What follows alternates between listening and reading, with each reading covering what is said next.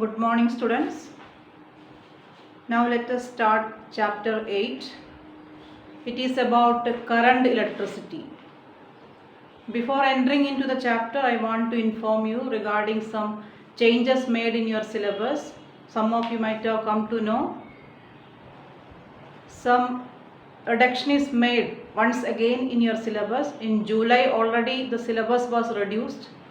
Now a second reduction is made in the syllabus. That further reduced syllabus you can see in council site www.cisce.org. There you can see a tab publications. If you go into that, you will see the further reduced syllabus. Go through each point, take the subject wise it is given, choose physics, then you see each term. You keep the syllabus book opened in front of you and see the topics one by one. Don't simply go through the main title. Each topic you have to go through and see which are the topics removed from your syllabus. Now about 8th chapter, current electricity. You have studied something related to electricity in 9th class. There are three important terms coming in the topic current electricity. They are electric current, potential difference and resistance. These are the three basic terms coming in the topic current electricity. And what is the meaning of these three terms? You have already studied in 9th class. I will briefly explain or repeat that topic. Then we will enter into the topic required for your syllabus. First of all, what is the meaning of electrification or electrifying a body? Means a body which was already neutral gets charged. This phenomenon we call as electrification. Bodies can be positively charged or negatively charged. Charging a body positively is known as positive electrification. And charging a body negatively is known as negative electrification. How can we electrify a body positively, or how positive electrification is possible? Let us see the explanation. You know, atoms are made of protons, neutrons and electrons. Protons are of positive charge, electrons are of negative charge and neutrons are neutral. And these subatomic particles, they exist in the different locations. Means protons and neutrons are existing inside the nucleus and electrons are revolving around the nucleus. Then in an atom, in neutral stage, the number of protons, positively charged protons and negatively charged electrons are same. That means if an atom has 10 protons, there will be 10 electrons. So 10 unit of positive charge and 10 unit of negative charge it will have. So the total atom will be neutral. Basically atoms are neutral. Then about the electrons. Electrons are revolving around the nucleus. They are of negative charge and electrons can be classified into two. Electrons, they exist in different orbits. Electrons in the outermost orbit are called free electrons because they are very weakly attracted by the nucleus. Electrons in the innermost orbit are called bound electrons. And whenever an atom loses an electron, that will be free electrons. An atom can donate the free electrons only, not the bound electrons. So electrons in the outermost orbit we call as free electrons. And an atom can share only electrons. No proton sharing, no neutron sharing is possible between atoms. Now again consider an atom having 10 protons and 10 electrons. it is neutral. Suppose from this atom one free electron is lost, then it becomes, electron number becomes 9. Now you can see the atom is not neutral now. 10 units of positive charge, 9 units of negative charge. So the total charge is +1. It means that atom gets a positive charge. Then we don't call it as an atom. Now we call it as an ion, positively charged ion. So by losing electrons, an atom can get positively charged or positive electrification happens. Similarly, an atom can gain electrons. Earlier it was having 10 electrons. Suppose it gained 1 electron, then electron number becomes 11, then the total charge becomes negative. So by gaining electrons, an atom gets negative charge or negative electrification happens. So this is the conclusion. An atom or a body as a whole can get negative charge by gaining electrons and positive charge by losing electrons. And this phenomenon we call as positive electrification or negative electrification. Then the charge gained by a body, if it remains within the body, we call it as static charge. For example, suppose there is a body having positive charge. Body A, it has positive charge. A body A has positive charge means it has lost some electrons from its neutral state. Then another body B, it has negative charge. That means it has excess electrons or it has gained some electrons. And thereby B has negative charge and A has positive charge. This charge will remain within the body. Then we call it as static charge. The word static means stationary.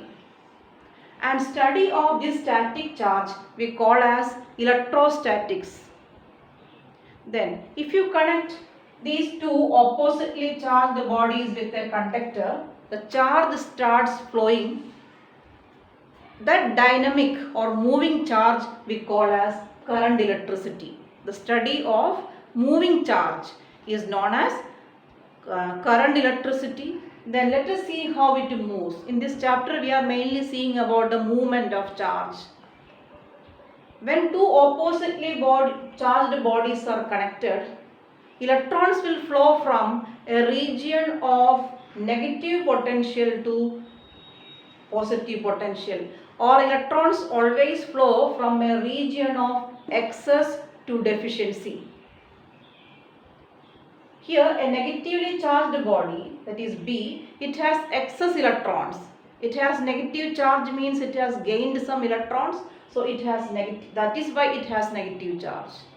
A has positive charge means it has lost some electrons. So among A and B has excess electrons, A has deficiency of electrons. So electrons will start moving always from a region of excess to deficiency. From B to A, electrons will move. This flow of electrons we call as current electricity. In old convention, that means before the invention of electron theory, it was assumed that positively charged bodies are at high potential and negatively charged bodies are at low potential. That was the old convention.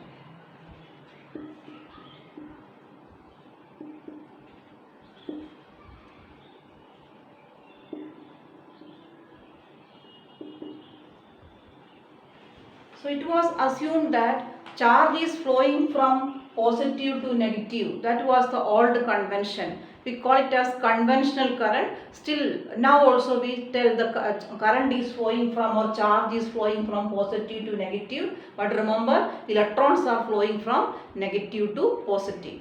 Electronic current is always from low potential to high potential, and conventional current is from positive to negative.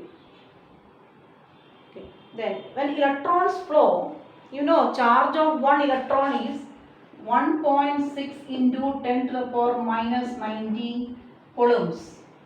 Charge of one electron is 1.6 into 10 to the power minus 19 coulombs. That is the charge of one electron. If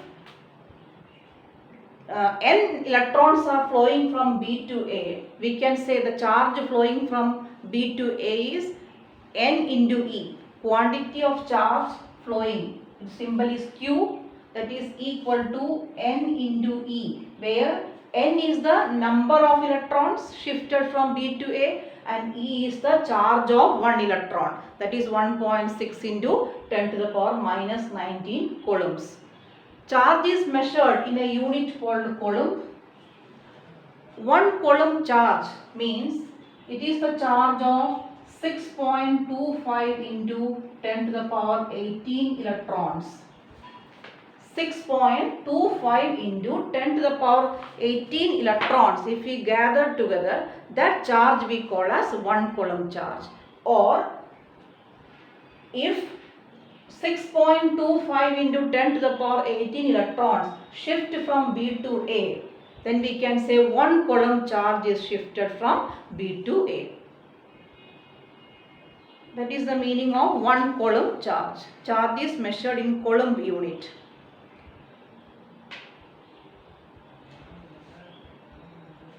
Now we will see. So this is how the charge is flowing. Charge, remember the main point. Charge means electrons. Electrons always flow from a negatively charged region to positively charged region. Now let us discuss the meaning of the term electric current. Students, you must have a clear idea about these terms to understand the chapter. In coming years also, if you are studying electricity, the 3 terms coming in the topic electricity are, one is electric current, electric potential or potential difference, third one is resistance. So these 3 terms I am going to discuss now. First one is electric current. Its symbol is capital letter I. We use capital letter I as the symbol of it. And the meaning of electric current is, it is the charge flowing per second through a conductor. Charge flow happens only if the 2 ends are connected to two opposite potential. Just now I explained. If you connect a wire, through a wire, electrons will flow only if the 2 ends are connected to two opposite potentials. This is the wire. AB is a copper wire. The end A is connected to a negatively charged body and end B is connected to a positively charged body. Then the electrons will start moving from A to B. Electrons flow from negatively charged region to positively charged region. When one electron goes from A to B, we can say 1.6 into 10 to the power minus 19 coulombs charge. Very, very less charge it is. That much charge is shifted from A to B. Then how much, if n electrons are moving from A to B, the charge flowing from A to B is n into E, where n is the number of electrons, E is the charge of one electron. That many coulombs of charge has gone. Now, how much charge flows per second through a wire? That is known as electric current. Charge flowing per second. So, the formula for electric current is I is equal to Q by T, where Q is the charge flowing, T is the time of flow. For example, just listen one numerical. Suppose from A to B or through this wire, a charge of 10 coulomb flows in a time of 2 seconds. How much is the current flowing through the wire? That is charge flowing per unit time. That means 10 coulomb is the charge Q and time here is 2 seconds. So answer is 5 Coulomb per second. Coulomb per second has a short form, that is ampere. So we can say the current flowing through this wire is 5 ampere. 5 ampere current means 5 coulomb of charge flows in every 1 second. That is the meaning of 5 ampere current. And to measure the current, there is a device called ammeter. That ammeter we have to connect here in the wire in series. Then it will show the current value. Then current can be measured in different units. Milliampere, 1 milliampere means 10 to the power minus 3 ampere, and microampere, 1 microampere is 10 to the power minus 6 ampere. So different units are there. Then current, its definition, how will you define 1 ampere current?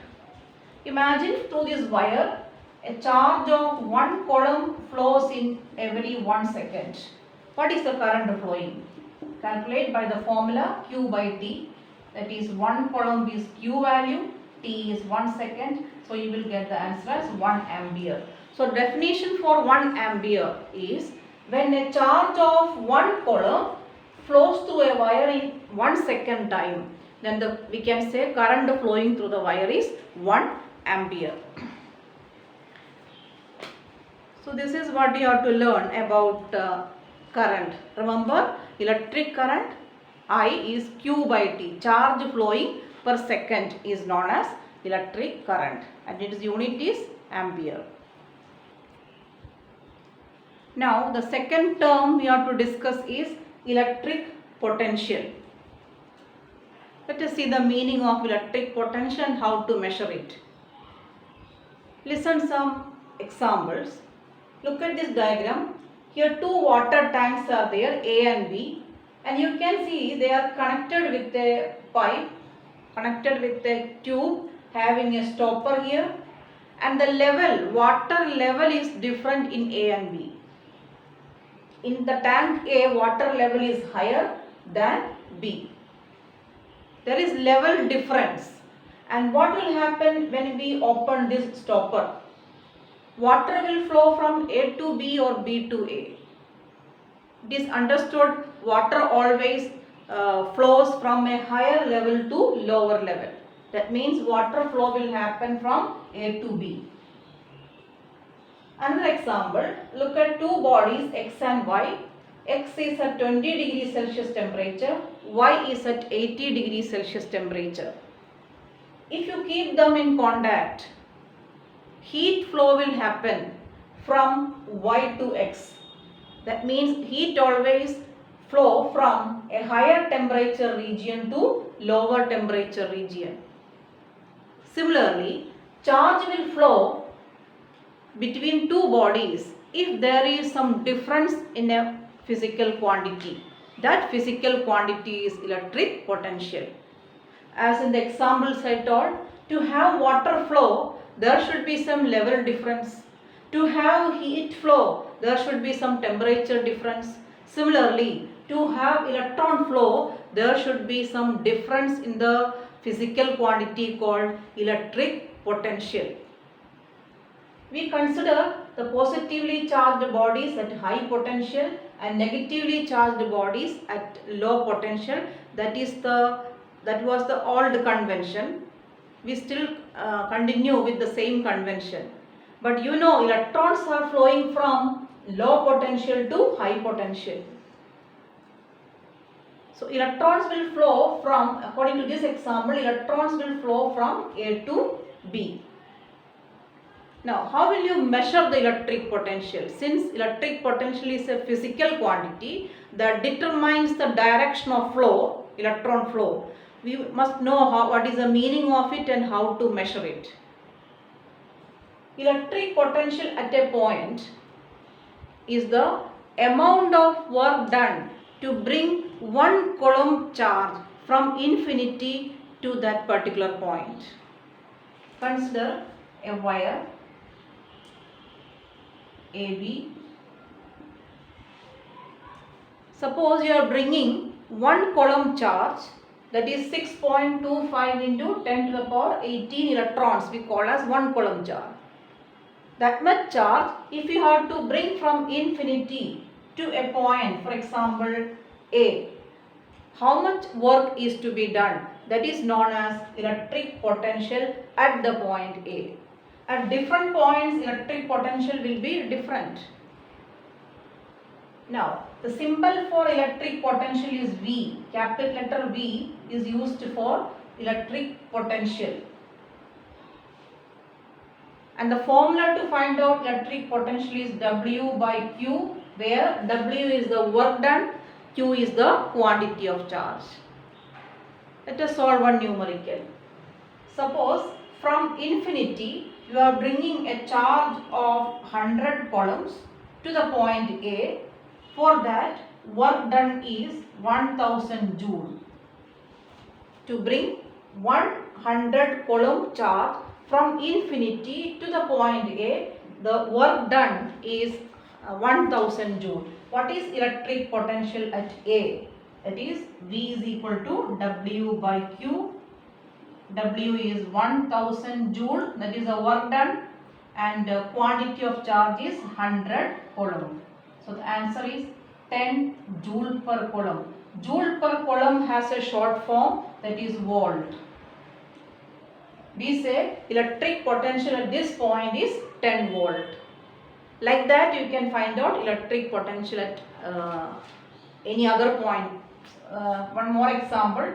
Suppose you are bringing same quantity of charge, that is 100 coulomb, from infinity to the point B. For that, the work done is 2000 joule.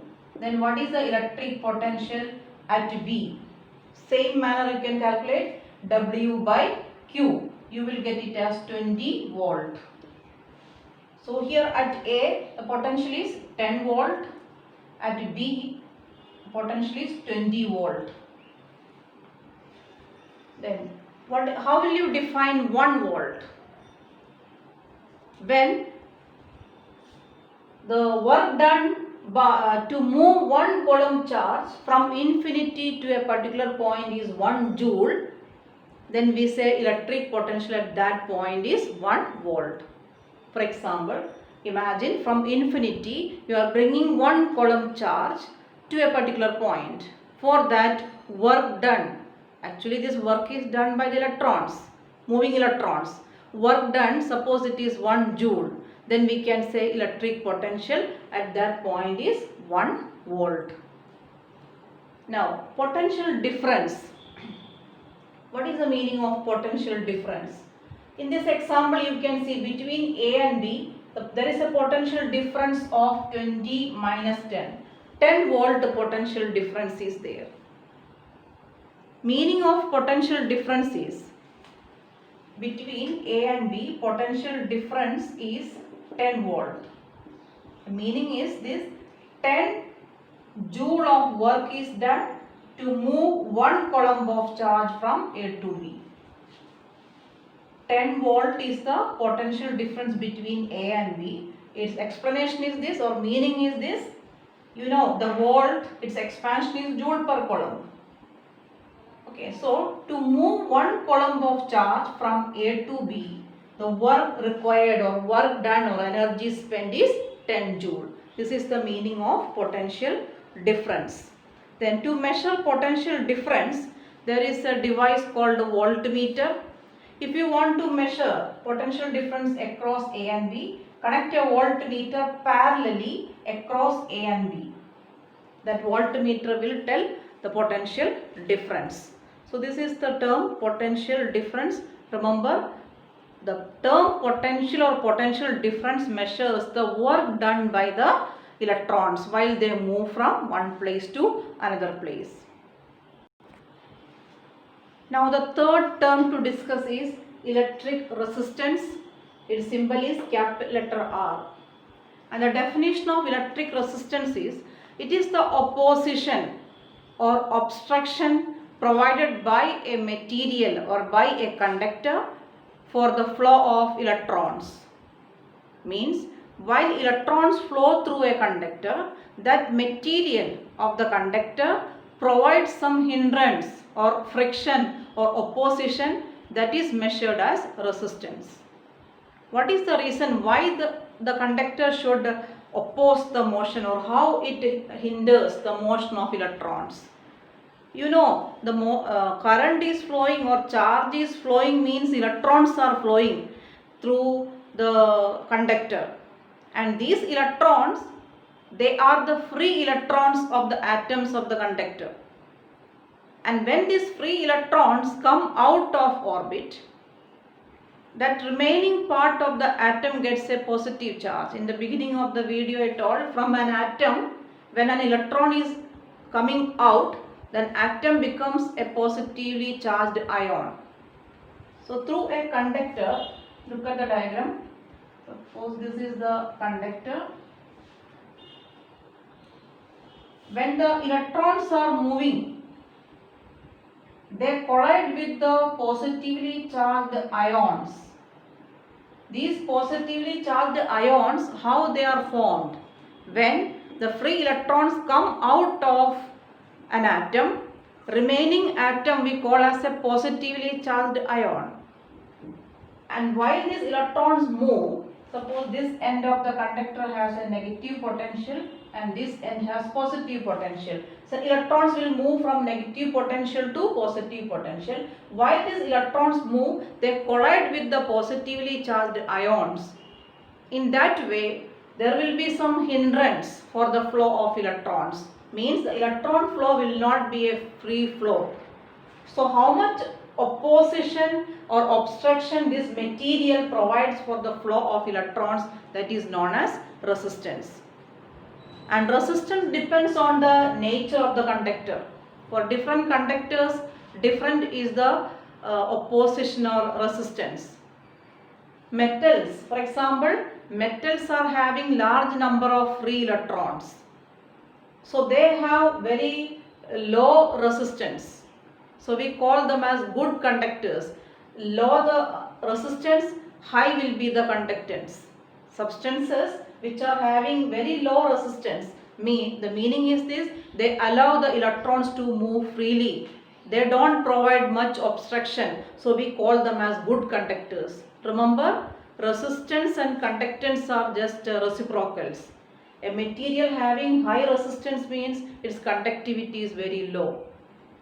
And a material having low resistance means its conductivity is very high.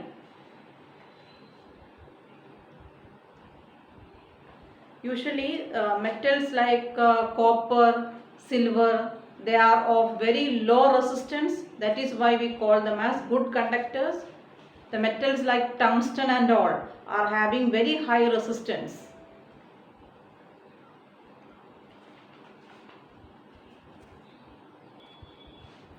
Now regarding resistance, some more factors you have to study.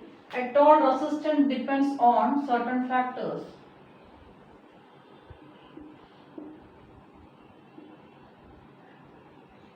First factor is nature of the material.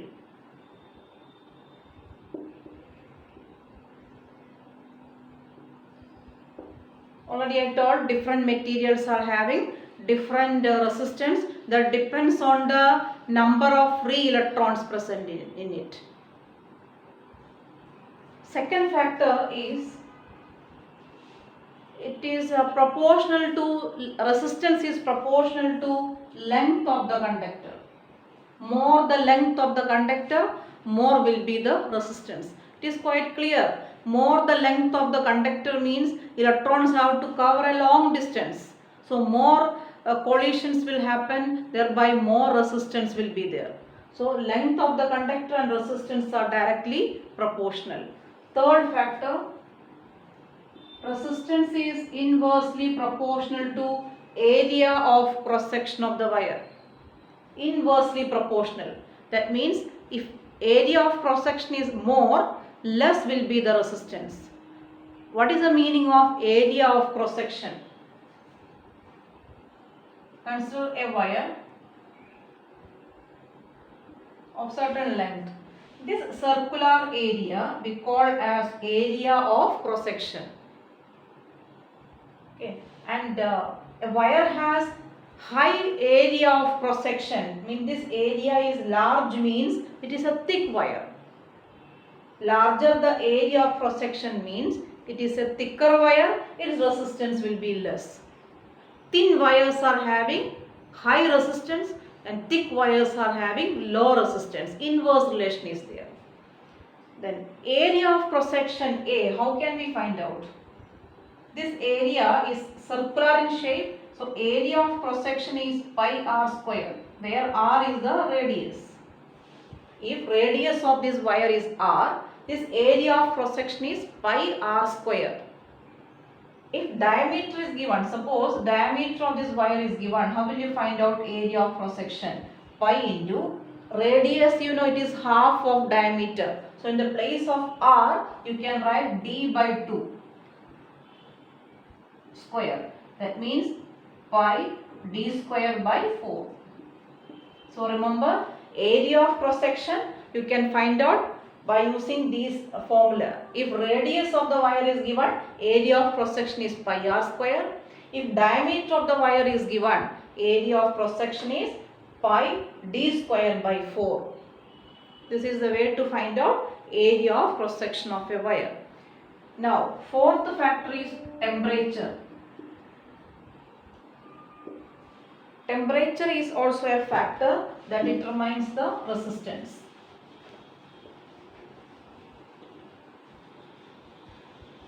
Let us see how it affects the resistance. For different substances, it is in different way. For example, for metals,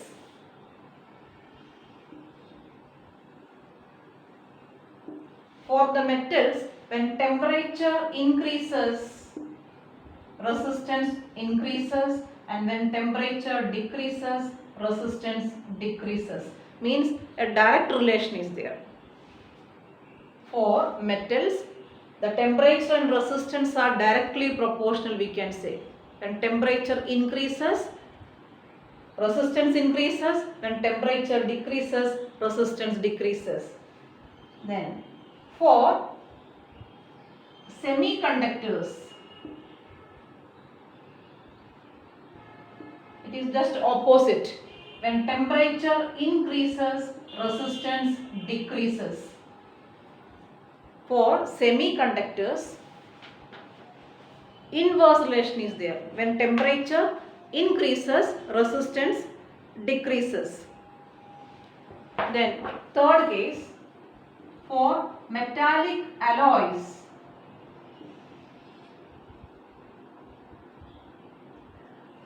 when temperature increases or decreases, no considerable change happens in the resistance. That means when temperature changes, there is no change in the resistance. Resistance remains constant. So for different substances, the behavior or change happening to resistance with the temperature is different. For metals, temperature increases, then resistance increases. For semiconductors, when temperature increases, resistance decreases. And for metallic alloys, when temperature changes, there is no considerable change happening to the resistance.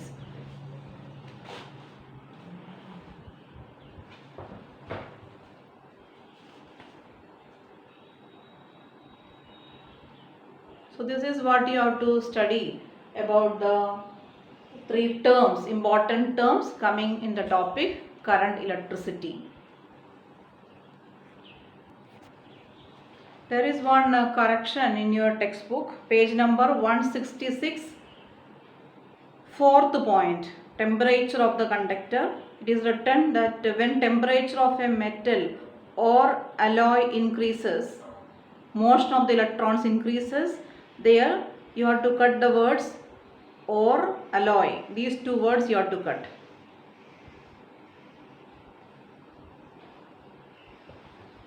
Okay, thank you.